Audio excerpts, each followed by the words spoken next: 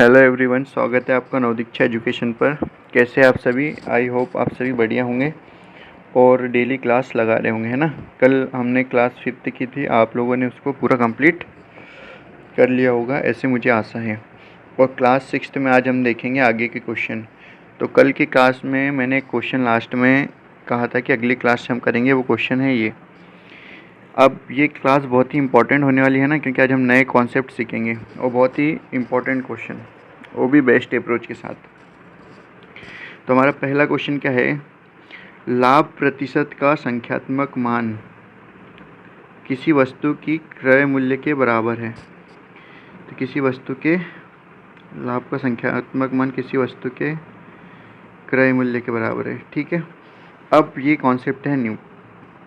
आपको बोला है कि इसका लाभ का जो प्रतिशत है वो उसके सीपी के बराबर है, ठीक है। तो हम इसको कुछ भी मान सकते हैं, ए मान लो, बी मान लो, एक्स मान लो, वाई मान लो, जो मानना है। मैंने मान लिया दोनों ए है, ठीक है। चलो क्वेश्चन कराने से पहले मैं इसका कॉन्सेप्ट बता देता हूँ। तो आपको बोला है profit percent equal to CP, लाभ का प्रतिशत इसके क्रय मूल्य के बराबर। तो आप मान सकते हो इसको ए। मुझे सबसे पहले बताओ, आपको फार्मूला पता है प्रॉफिट का फार्मूला क्या होता है? S P minus C P, यही होता है। अब इसी फार्मूले के यूज़ करके आप यहाँ से सी पी की वैल्यू निकाल सकते हो। सी पी क्या आ जाएगी? एस पी, सी पी इधर ट्रांसफ़र हो जाएगा। अरे भाई इतना तो पता ही होगा, सी पी इधर ट्रांसफ़र हो जाएगा और ये प्रॉफिट इधर ट्रांसफ़र हो जाएगा। तो क्या हो जाएगा? एस पी माइनस प्रॉफिट, ये होगा सी पी का फार्मूला। यहाँ से आप एस पी का भी निकाल सकते हो ऐसी। तो एस पी का फार्मूला क्या होगा बताओ? S P is equal to C P plus profit, यही होगा। आप क्वेश्चन में कोई भी दोनों में से एक फार्मूला यूज़ कर सकते हो। और एक और इम्पॉर्टेंट, मान लिया हमको दिया है माना कि हमको प्रॉफिट परसेंट दिया है 20। कितना दिया हुआ है? 20। और सीपी दिया हुआ, मैं समझा रहा हूँ आपको पे ना, सीपी दिया हुआ है आपको 500। तो मैंने बोला कि भैया आपके पास प्रॉफिट परसेंट है 20% और आपका सीपी है 500, तो मुझे बताओ आपको प्रॉफिट कितने का हुआ। तो आप क्या करोगे प्रॉफिट निकालने के लिए? ये जो सीपी है, सीपी का 20% यही निकालोगे, मतलब 500 का 20% निकालोगे, यही करोगे। या 20% की फ्रैक्शन वैल्यू डायरेक्ट लिख सकते हो। चलो कितना आ गया? 100 रुपये आ गया ना। अब इसको मैं डायरेक्ट कैसे लिख सकता हूँ? मान लो profit is equal to C P का प्रॉफिट परसेंट, या आप बोल लो, आपको यहाँ प्रॉफिट क्या माना था आपने? ए। तो ए बराबर सी पी भी आपका ए है, ए का ए परसेंट, यही होगा। प्रॉफिट बराबर से ए का ए परसेंट लिख सकते हो ना। या फिर आपके पास ये क्या बन जाएगा? ए स्क्वायर अपॉन 100। कैसे? ए इंटू ए बाय 100, ऐसे लिखोगे, ए स्क्वायर बटे 100। अभी याद रखो, क्वेश्चन करेंगे तो आपको समझ में आ जाएगा मैं क्यों बता रहा हूँ। ए स्क्वायर अपॉन 100, ठीक है भाई, इतना याद रखो। चलो क्वेश्चन करते हैं। आराम से देखो, 4-5 क्वेश्चन रखे इस टाइप के, तो क्लियर हो जाएगा। सबसे पहले मैंने कहा था आपको कि प्रॉफिट का फॉर्मूला बताओ। ये लिखने की आवश्यकता नहीं है, पहला क्वेश्चन इसलिए इस एक लाइन का क्वेश्चन है। वैसे S P minus C P यही होता है। तो यहाँ से आप क्या करोगे? एक काम करिए, यही फार्मूले में वैल्यू रख दो, या फिर आप ऐसा कर लो, सी पी इक्वल टू क्या हो जाएगा? S P, C P equal to S P minus profit, यही होगा। सी पी कितना है आपका? ए। एस पी कितना दिया आपको? 96 रुपये में बेचने पर कितना लाभ होता है बताना है। तो 96, एस पी यही होगा 96, माइनस आपको क्या लिखना है? प्रॉफिट लिखना है, प्रॉफिट परसेंट नहीं, ये क्या है? प्रॉफिट। मैंने आपको क्या बताया था? प्रॉफिट क्या होगा? सी पी का प्रॉफिट परसेंट, यही होगा। इसका मतलब प्रॉफिट हमारे पास सी पी क्या है? ए।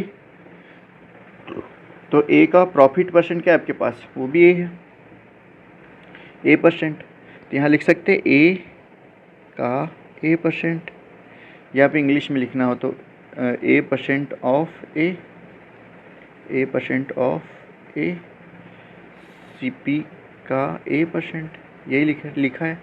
चलो ठीक है। अब मुझे बताओ यहाँ पर क्या बन जाएगा आपके A is equal to 96 minus A square by 100, यही बनेगा। यही बताया था अभी थोड़ी देर पहले। अरे a% इंटू ए, तो ए को आप परसेंट मतलब a बाई 100 इंटू ए, तो ए स्क्वायर अपॉन 100 यही आएगा ना। ठीक है, चलो अब यहाँ से आप दो तरीके से क्वेश्चन कर सकते हो, है ना। एक तो आप हिट एंड ट्रायल से करो। अब एक काम करो, इसके इधर ट्रांसफर कर लो, ए स्क्वायर अपॉन 100 इजकल टू 96। बिल्कुल भी टेंशन मतलब एक लाइन में क्वेश्चन हो जाएगा। पहला क्वेश्चन इसलिए पूरा कॉन्सेप्ट क्लियर कर रहा हूँ मैं, है ना, कि आपको बाद में प्रॉब्लम न जाए। चलो इसको ऐसे रहने दो। अब यहाँ पर 96 माइनस ए आएगा ना। ठीक है, तो ऐसा नंबर देखो 96 में से घटाने पर क्या आना चाहिए, होल स्क्वायर आना चाहिए ना। तो बताओ ऐसा नंबर क्या है। 60 माइनस करो, क्या जाएगा 36। ओके, तो ए हमारे पास 60 आ गया। अब कई लोग कन्फ्यूज है कि सर 60 कैसे आया। अब 60 कैसे आया मैं बताता हूँ आपको, ध्यान से देखो। एक पेज ऐड कर। ठीक है, तो आपके पास A square upon 100 is equal to 96 minus A, यही था। अब क्वाड्रेटिक इक्वेशन से कर लो, कई लोगों को डायरेक्ट समझ नहीं आया 60 कैसे आया, वो भी करना बता देंगे। अब देखो क्वाड्रेटिक इक्वेशन कैसे सॉल्व करते हैं, 10th क्लास में था। ए स्क्वायर बराबर 100 के उधर मल्टीप्लाई कर दो, 9600 माइनस 100 है। ठीक, तो ए स्क्वायर माइनस एक तरफ ला लो सबको, ये प्लस होगा, और ये एक minute, A square plus 100 A is equal to 9600, या फिर इसको भी इधर ही ट्रांसफ़र कर लो, बराबर 0, यही होगा। अब भाई क्वाड्रेटिक इक्वेशन सॉल्व करते आता है आपको दो चीज़ ध्यान रखना है। लास्ट में साइन क्या है, माइनस, लास्ट में साइन माइनस का है, तो घटाने पर आपके पास क्या आना चाहिए, घटाने पर जो बीच में लिखा हुआ है, क्या लिखा है बीच में 100, घटाने पर 100 ए आना चाहिए। अब मल्टीप्लाई करने पर कितना आना चाहिए जो लास्ट में लिखा रहता है, 96,000, 9600। ठीक है, तो ऐसा नंबर देखो भाई जिसको घटाने पर 100 ए आ जाए और गुना कर, उन दोनों नंबर को गुना करने पर 9600 आ जाए। तो जहाँ तक आपको पता होता है 1696 होता है, 16 गुणित 6 होता है। यहाँ जीरो लगाओ, ये जीरो लगाओ, मुझे बताओ इनका मल्टीप्लाई करेंगे तो आपके पास कितना आ जाएगा, 9600, 9600 सॉरी, है ना, 9600। हमको दोनों नंबर मिल गए 160 एंड 60। तो अब इक्वेशन में कैसे रखोगे, ए स्क्वायर प्लस 160 ए माइनस 60 ए, इसको घटाओगे 160 ए में से 60 को, तो 100 ए ही आएगा।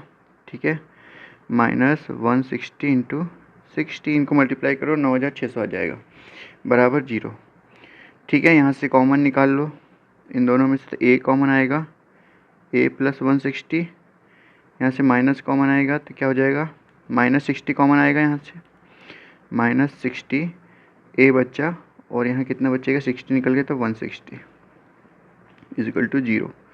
ठीक है, तो आपके पास दो गुणनखंड आ गए, ए प्लस 160 कॉमन ले लो यहाँ पर, सॉरी यहाँ माइनस निकलेगा तो प्लस आएगा ना, तो ए माइनस 60 और ए प्लस 60, 160 बराबर 0, यही होगा। अब दोनों को 0 के बराबर रख दो एक एक बार, A minus 60 is equal to 0, A plus 60 is equal to 0। तो मुझे बताओ ए की वैल्यू यहाँ पर कितनी आ गई, 60, और ए की वैल्यू यहाँ पर माइनस 160, या 160 था, है ना। तो अब बताइए माइनस वाला तो हमारा आंसर होगा नहीं, आंसर क्या होगा, 60, ए हमारा आंसर होगा, ए 60 हमारा आंसर होगा। ए क्या माना था हमने, प्रॉफिट परसेंट, और ए को ही हमने माना था सीपी, तो 60 हमारा प्रॉफिट परसेंट भी है और सीपी भी है। तो रखिए, चलो क्वेश्चन में चलते हैं। तो ये ए की वैल्यू हमारे पास ऐसे 60 आ गई भाई। अब कई लोग बोलेंगे सर इतना सब करना है, तो भाई इतना कुछ भी नहीं करना है, बस पहला क्वेश्चन है और पहली बार क्वाड्रेटिक इक्वेशन सॉल्व करना सिखा रहे थे, इसलिए इतना बताया। अभी आप लोग ध्यान से देखो यहाँ पर, ठीक है। अगर जैसे आप लोग है ना क्लास को पॉज करके देख लिया करो, नोट कर लिया करो, फिर क्लास आगे बढ़ा लेना। यूट्यूब पे यही तो फ़ायदा है, अभी मैं इसको हटा देता हूँ। अब ध्यान से देखो मैं डायरेक्ट कैसे करता। मेरे पास क्वाड्रेटिक इक्वेशन आई ए स्क्वायर इजकल टू 96, या फिर हम डायरेक्ट लिखते हैं A square plus 160 A square plus 100 minus 9600 बराबर 0। यही क्वाड्रेटिक इक्वेशन आई। तो अब देखो सबसे पहले तो लास्ट का साइन देखना, तो माइनस है भैया, तो माइनस में क्या आना चाहिए, जो बीच में लिखा है मतलब 100 आना चाहिए। ठीक है, घटाने पे और गुना करने पे जो लास्ट में लिखा है 9600, यही आना चाहिए। आपको वो 2 नंबर फाइंड करना है, तो आपको मिला 16 और 6, पहाड़ याद होना चाहिए। अब 2 जीरो की जरूरत थी, 2 जीरो लगा दो, 16 96, तो ये 96 इतना आ जाएगा। तो दोनों नंबर मिल गए। तो मेरे यहाँ बताओ आपको किस में चाहिए, घटाने के बाद 100 प्लस में आना चाहिए ना, तो बड़ी संख्या का धन का चिन्ह रखना पड़ेगा। तो 160, एक सेकेंड, 160 प्लस में रहेगा और माइनस में क्या रहेगा 60, ये होगा। इन दोनों को घटाने पर 100 मान लो ए लगा दो यहाँ, तो 100 आएगा। जैसे यहाँ घटाया ना आपने, ध्यान से देखो ये क्वेश्चन में जैसे आपने यहाँ पर किया था 160 माइनस 60 तो आपके पास 100 आया था। तो यहाँ पर प्लस में क्या है 160 प्लस में और माइनस में 60 तो मैंने डायरेक्ट लिख दिया है ना।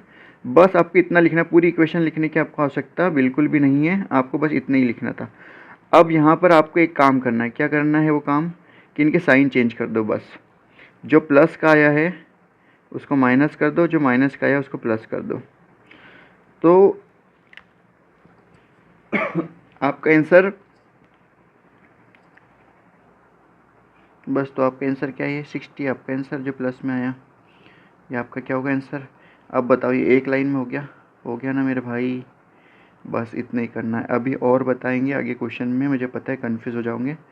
अब कई लोग यहाँ पर डायरेक्ट 60 आंसर लगा देंगे, लेकिन ये गलत है, 60 आपका आंसर नहीं होगा। आपको क्या पूछा है, कितना लाभ होगा पूछा है। ए हमारे पास क्या आया, सीपी मतलब क्रय मूल्य 60 है, और प्रॉफिट परसेंट भी क्या है हमारे पास 60, लेकिन हमारे पास प्रॉफिट परसेंट है, लेकिन हमको निकाल के क्या बताना है प्रॉफिट। तो अभी तो बताया भाई आपको प्रॉफिट कैसे निकलेगा, profit is equal to A% of A, मतलब 60% ऑफ 60, तो 60/100 इंटू 60 कितना आ गया भाई,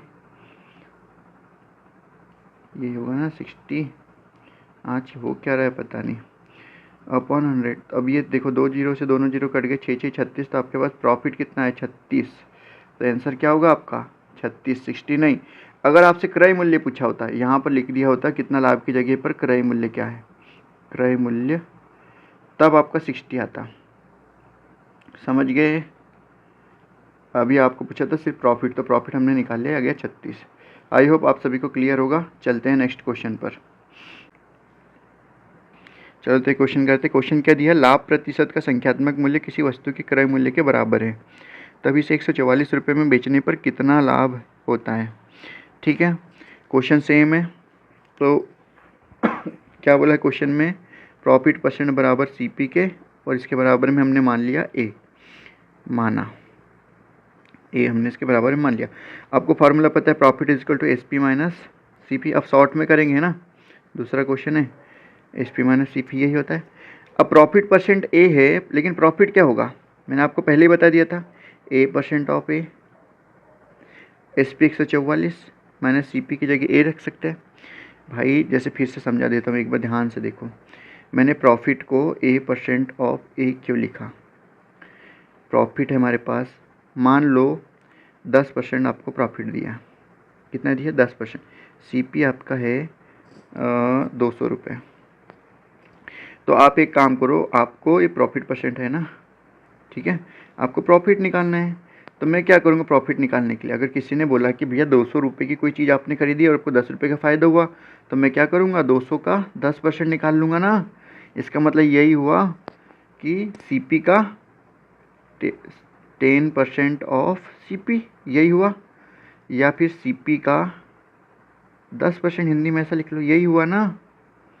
अरे यही होगा प्रॉफिट के बराबर। तो मैंने सीपी भी हमारा ए है और प्रॉफिट परसेंट भी हमारा ए है, तो A% ऑफ ए लिखा है, बस यही तो लिखा है, पी के बराबर, प्रॉफिट की जगह पे यही लिखा है ना। अब क्लियर, आई होप ओके, तो अब आपको क्लियर होगा। तो यहाँ पर देख लो क्या आ जाएगा, A² अपॉन 100 हो जाएगा, A² अपॉन 100।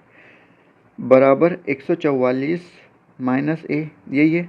यहाँ से आप क्वाड्रेटिक इक्वेशन बना लो, ए स्क्वायर, अब आप डायरेक्ट बना देते क्वाड्रेटिक इक्वेशन, ए स्क्वायर प्लस 100a माइनस 144 बराबर 0, यही होगी। अब यहाँ से आपको अगर सॉल्व करना है क्वाड्रेटिक इक्वेशन को तो आप कैसे करोगे, मुझे बताओ। घटाने पे क्या आना चाहिए आपके पास, 144, सॉरी घटाने पर आपके पास कितना चाहिए, 100, जो बीच में लिखा है वो 100 ही आना चाहिए। मल्टीप्लाई करने पर जो लास्ट में लिखा है मतलब 144 आना चाहिए। अब क्लियर हो रहा है, धीरे धीरे हो जाएगा आराम से। ऐसी कौन सी संख्या जिसका गुना करने पर 144 आए, घटाने पर 100 आए। पहले तो 144 गुना करने पर कौन सी संख्या का आएगा, तो ध्यान से देखो। पहाड़े याद है आपको 20 तक, अगर पहाड़े याद हो तो आपको पता होगा 18 गुणित कितना, 18 8 144 होता है, और 18 में से 8 घटाओ तो 10, मतलब 1 जीरो यहाँ लगा दो तो 180 में से 80 घटा दो तो 100 बचेगा, यही होगा। आपके पास दो संख्या आ गई 180 और 80, तो आप यहाँ लिख दो। मैंने क्या बोला था आपको, 180 धन का आएगा और ये ऋण में आएगा, तभी तो 100 बचेगा ना। 180 में से 80 घटाओगे तो बस आपको इनका साइन बदल देना है शॉर्टकट करने के लिए, ये प्लस में और ये माइनस में, तो जो प्लस में है वो आपका आंसर है। ए बराबर कितना आ गया आपके पास, 80। जब आपके पास ए 80 आ गया तो मुझे बताओ पूछा क्या है, बेचने पर कितना लाभ होगा। ए तो आपका सीपी और प्रॉफिट परसेंट है, और आपको प्रॉफिट बताना है, तो प्रॉफिट बताने के लिए क्या करेंगे, सेम फार्मूला रिपीट कर दो।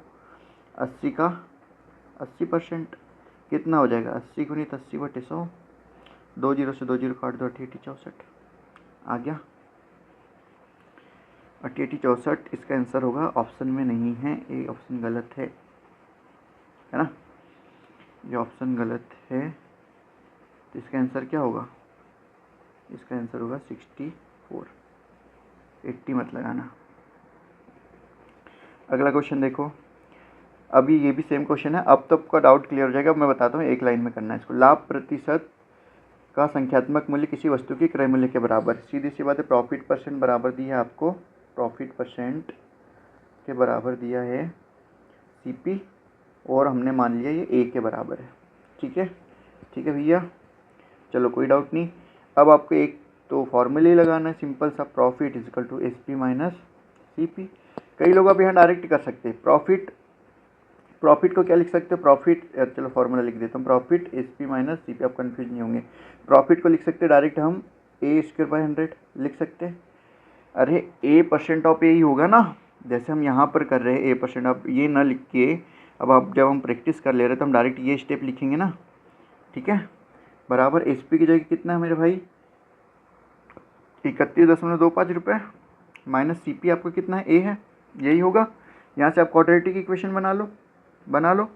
अरे प्रैक्टिस करोगे तो बहुत जल्दी हो जाएगा, ऐसा नहीं कि बहुत टाइम लगेगा सर इतना सारा कुछ लगाना। देखो धीरे धीरे हमने कितना सारा कम कर दिया है ना, धीरे धीरे हमने स्टेप कितनी कम कर दी है। तो ध्यान से देखो यहाँ से आप डायरेक्ट क्वाड्रेटिक इक्वेशन लिख सकते हो। क्या होगी आपकी क्वाड्रेटिक इक्वेशन, ए स्क्वायर प्लस 100a माइनस 3125, क्योंकि अगर 31.25 में अगर हम 100 से गुना करेंगे तो 3125 ही आएगा, बराबर 0, यही होगी। अब मुझे बताओ मल्टीप्लाई करने पर आपके पास 3125 आना चाहिए, लास्ट के चिन्ह ऋण है तो घटाने पर कितना आना चाहिए, बीच में जो लिखा है 100 है। आपके पास दो नंबर आ जाएंगे, एक तो किससे कर सकते हो, 3125 25 से भाग दे दो, इसमें तो 25 से भाग दोगे तो 125, हाँ तो 25 गुणित 125 यही आएगा। इन दोनों को मल्टीप्लाई कर दो तो 3125, और घटाने पे कितना आ जाएगा, 100। तो सीधी सी बात है, बड़ी संख्या के चिन्ह धन में होगा और ये ऋण में घटाओगे जब भी 100 ये आएगा, है ना। तो आपको मैंने क्या बताया था, डायरेक्ट इसको चेंज कर दो साइन लास्ट में, माइनस जो प्लस में आएगा वो आपका आंसर होगा। लेकिन यहाँ आंसर डायरेक्ट पूरा नहीं आया, ए का मान आ गया आपका। ए का मान कितना आ गया आपके पास, 25, क्वाड्रेटिक इक्वेशन सॉल्व करने पर। ठीक है मेरे भाई, ए का मान 25 आ गया। मैं फिर से रिपीट कर रहा हूँ, ए आपका है प्रॉफिट परसेंट और सीपी, या तो आप इसको सीपी बोल सकते हैं profit percent, but you can not से ए इज इक्वल टू प्रॉफिट, ये गलत बात है ना। तो प्रॉफिट तो आपको निकालना पड़ेगा। तो प्रॉफिट निकालने के लिए क्या होगा, 25 का 25%, क्यों ये मैं आपको बता चुका हूँ, 625/100 हो जाएगा ये, तो 6.25 इसका आंसर है। ठीक है, आई होप अब क्लियर हो गया होगा। अब देखो पहले क्वेश्चन में और ये तीसरा क्वेश्चन है शायद, जहाँ तक भी तीसरे क्वेश्चन में कितनी सारी हमने स्टेप को रिड्यूस कर दिया है ना। आगे चलो और भी बढ़िया प्रैक्टिस होगी। हाँ सेम क्वेश्चन है, देखो ध्यान से। अमन ने अपना ईयरफोन 2000 में बेचा और क्रय मूल्य के बराबर प्रतिशत लाभ प्राप्त किया। तो ईयरफोन का क्रय मूल्य पूछा है, यहाँ ध्यान रखना क्रय मूल्य पूछा है, और भी आसान हो जाएगा। आपको यहाँ फिर से दिया है profit percent equal to CP, यही दिया, तो आपने मान लिया इसके बराबर A है। अब जब आपने A मान लिया तो प्रॉफिट का formula SP minus CP। Profit कितना है आपके पास, A% ऑफ A, यही होगा। इसको हम डायरेक्ट लिख दें A² / 100, ठीक, इक्वल टू SP आपको कितना दिया हुआ है, 2000 में बेचा है तो 2000 होगा, माइनस CP आपका A है। यहाँ से हम क्वाड्रेटिक इक्वेशन बनाएंगे, क्या बनेगी, A² plus 100A minus 2 lakh, यही होगी ना, 100 से मल्टीप्लाई करने पर बराबर 0।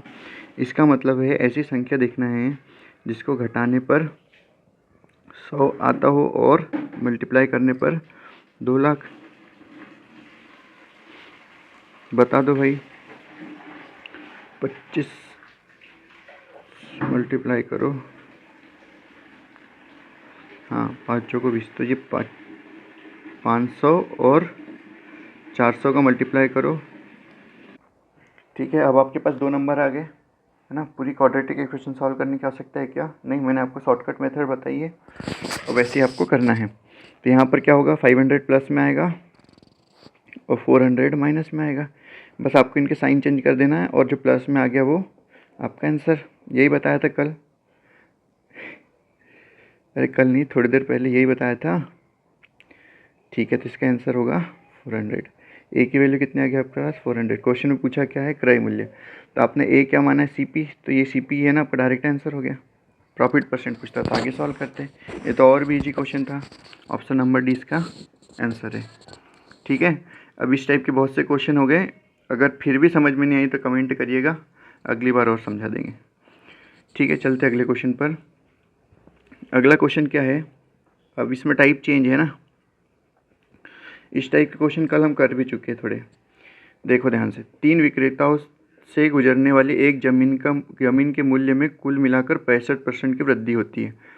पहले और दूसरे विक्रेता ने क्रमशः 20% और 25% लाभ अर्जित किया, तो तीसरे विक्रेता द्वारा अर्जित प्रतिशत लाभ ज्ञात कीजिए। लग रहा है ना परसेंटेज का सवाल है, प्रॉफिट लॉस में आ गया।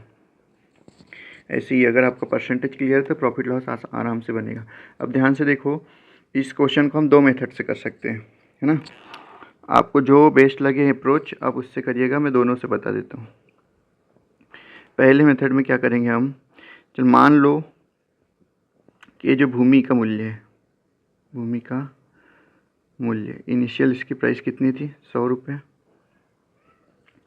ठीक है। अब ये 100 रुपये मूल्य है, इस पे बोल रहा है कि 20% की वृद्धि होती है ना, मतलब 20% के प्रॉफिट करेगा, तो इसकी फ्रैक्शन वैल्यू क्या होती है 20% की, अभी भी बताना पड़ेगा, 1/5 होती है 20% की फ्रैक्शन वैल्यू। तो यहाँ पर मल्टीप्लाइंग फैक्टर क्या बनेगा, आप 6/5 प्रॉफिट हो रहा है तो, ठीक।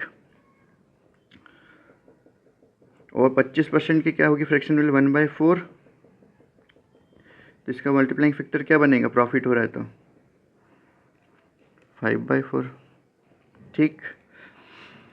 और अब हमको तीसरे का निकालना है, कितना लाभ अर्जित किया, तो मान लो थर्ड का भी, तीसरे का भी मान लो लाभ, तीसरे का लाभ कितना मान लो, X% मान लो, चलो X% मान लिया, तो मल्टीप्लाइंग फैक्टर क्या बनेगा, X% की फ्रैक्शन वैल्यू क्या हो जाएगी, X/100, यही होगा। बढ़ के ये लिख सकते हैं 100 + X/100, यही होगी भाई। पहली दूसरी क्लास में सब समझा दिया, इसलिए थोड़ा डायरेक्ट ही चलते हैं, अदरवाइज टाइम ही वेस्ट है। और समझ में अगर नहीं चाह रहा हो ये कैसे आया हो, तो पहली दूसरी क्लास डबल से लगा लो। और तो कितना हो जाएगा बोला उसने कि तीनों हाथ से मिलने के बाद 65% की वृद्धि हो जाएगी, इसका मतलब 165 हो जाएगी, यही ना, ठीक है। अब ये इक्वेशन सॉल्व कर लो। 5 से 5 कैंसिल हो गया, 100 से ये 100, ये 2 टाइम और ये 6 3 टाइम, ठीक है। क्रॉस मल्टीप्लिकेशन करो तो यहाँ पर बचा 300 प्लस 3x। ये 3 का ध्यान से देखो, ये जो 3 है और ये 100 प्लस x है, तो 3 का मल्टीप्लाई होगा 100 में तो 300 और फिर x में होगा तो प्लस 3x, ठीक है।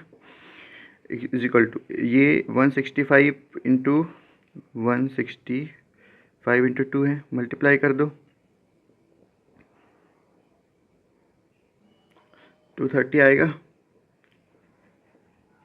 हाँ 230 आ रहा है, ठीक है भाई, पक्का 230 आ रहा है, 330 आएगा, ओके। तो 3x इधर 300 को उधर ट्रांसफ़र कर दो, माइनस हो जाएगा 330 में 300 तो 30 बचा, 3 से इसको काट दो, कितने बार में 10, तो x का कितना आ गया आंसर आपके पास 10%। x% आना था ना अपने इसका प्रॉफिट, तो सी का आ गया आपके पास 10%, ठीक है। अब मैं तुमको सेकंड मेथड से बताता हूँ एक स्लाइड ऐड करके, ठीक है। तो सेकंड अप्रोच आप देख लो यहाँ ध्यान से।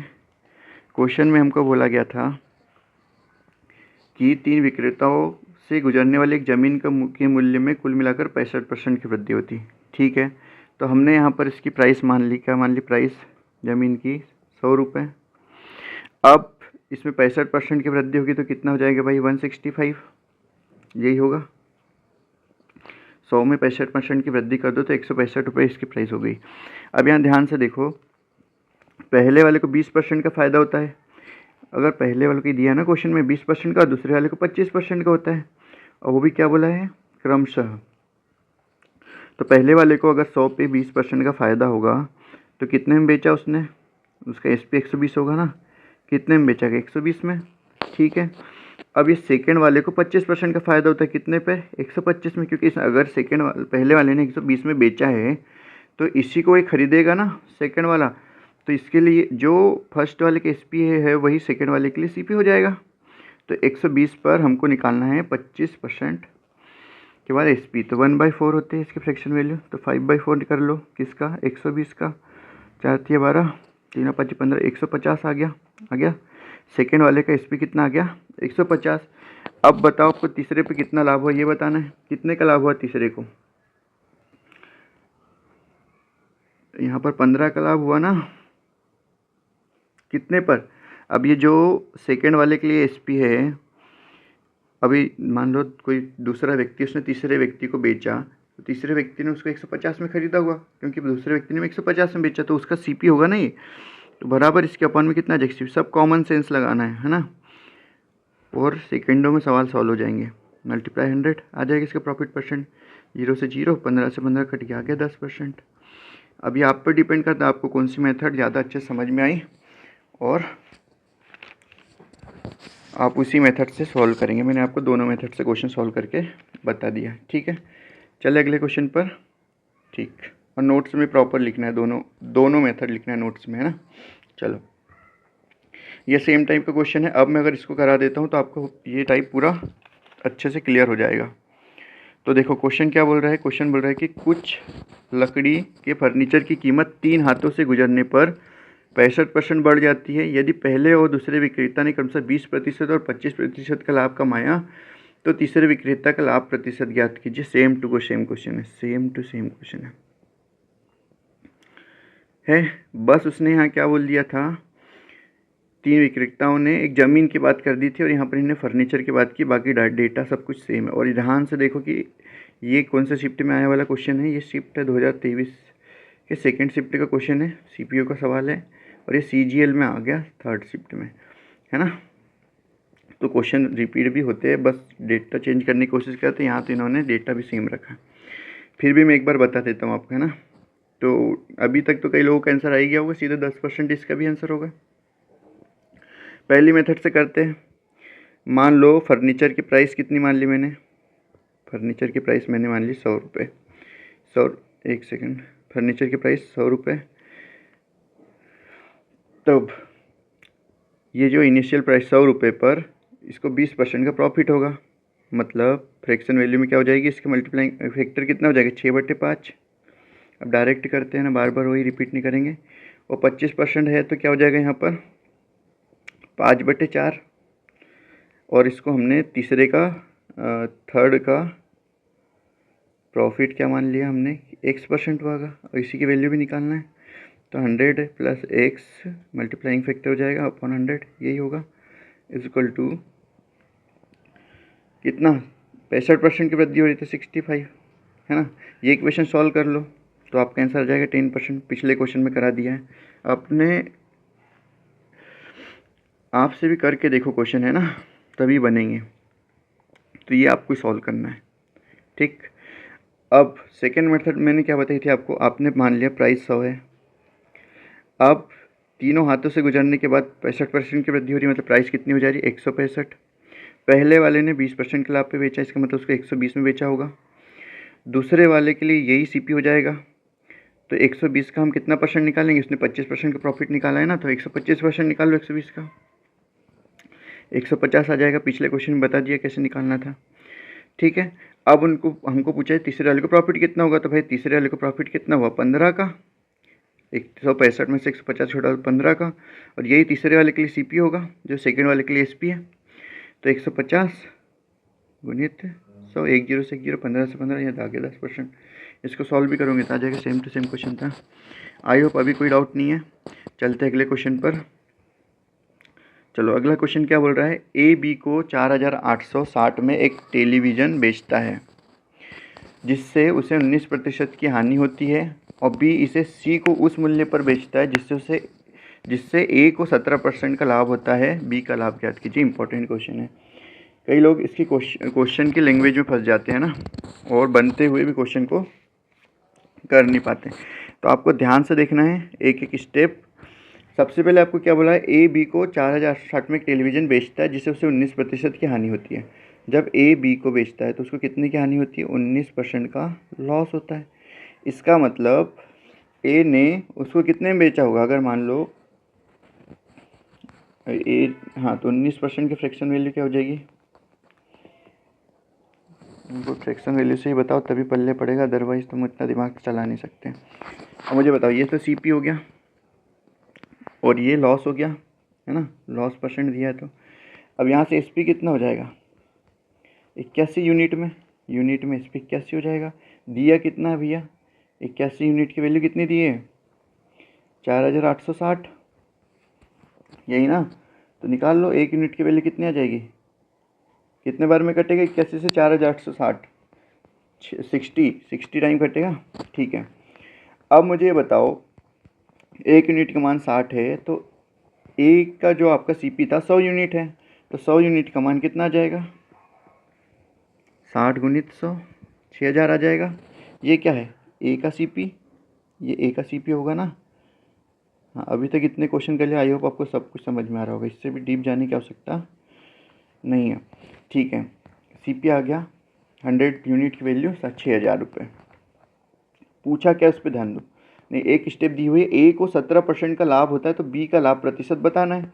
ए को कितने परसेंट का लाभ हो रहा है 17 का, किस पे 6000 पे, तो एस पी निकाल लो। तो 6000 का 117/100, यही एस पी आ जाएगा। 2 जीरो से 2 जीरो काट दो, मल्टीप्लाई कर लो भैया। 117 में 600 का, तो 6 7 42 के 2 हासिल गए 4, 6 कम 6, 4 10 के 0 हासिल गए 1, 6 कम 6 1 7, और तो एक ही जीरो इधर भी लगेगा, तो 7020। अब आपको बी का लाभ निकालने के लिए मैंने बोल दिया था कि आपको क्या निकालना पड़ेगा, बी का एसपी पता होना चाहिए और बी का सीपी। तो बी का सीपी बी ने कितने में ख़रीदा था, मैं अलग से लिख रहा हूँ, लिखने की आवश्यकता नहीं है, डायरेक्ट करना है आपको, बट कन्फ्यूज ना इसलिए। बी का सीपी, बी ए ने बी को इतने में बेचा था 4860 में, मतलब ये बी का सीपी हो गया। और बी का एसपी क्या होगा, अभी जो आया हमारे पास 7020 में बेचा उसने सी को। तो ध्यान से देखो, हमको बी का प्रॉफिट बताना है, तो C P minus S P 2160 आ जाएगा घटाने पर, बटे सी पी 4860 गुणित 100, मल्टीप्लाई कर दो 1 जीरो से 1 जीरो, और इसको काट दो